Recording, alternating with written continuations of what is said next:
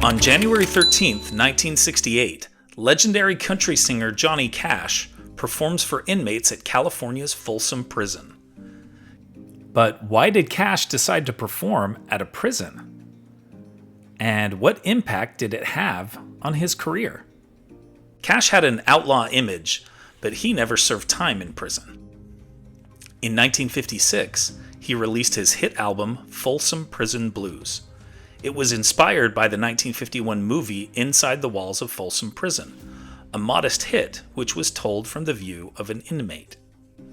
Cash first played at Folsom in 1966 when asked by a local preacher, and with his career slumping, he convinced his record label Columbia to record a live album there in 1968. Committed to make the performance a success, Cash rehearsed feverishly in preparation. The audience at the prison was raucous, and it gave a rather unique vibe to the recording. Cash was backed up by his regular backup band, the Tennessee Three, along with rock and roll pioneer Carl Perkins and his girlfriend June Carter, whom Cash would marry later that year. He ended the concert with the song Greystone Chapel, which was written by a Folsom inmate. The live album, At Folsom Prison, was released in May. It hit number 1 on the country chart and number 13 on the pop chart. It re-energized Cash's career. Cash went on to become an advocate for prison reform. He testified about the issue before the United States Congress, and even met with President Richard Nixon in the Oval Office.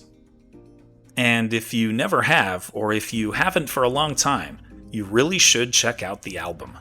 It is truly a one-of-a-kind recording in music history.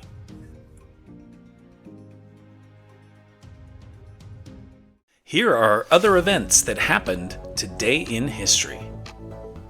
In 1128, Pope Honorius II officially recognizes the military order known as the Knights Templar. In 1888, a group of scientists, explorers, and scholars establishes the National Geographic Society. In 1929, famed Old West lawman Wyatt Earp dies quietly in Los Angeles at the age of 80.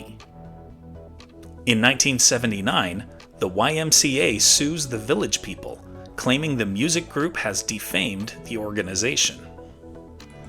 In 1982, bad weather causes an Air Florida jet to crash into the icy Potomac River, killing 78 people.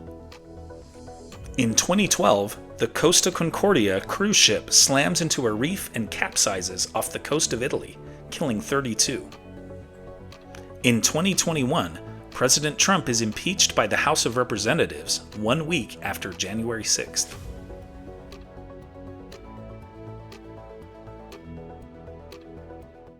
And now, it's time for our Today in History quiz.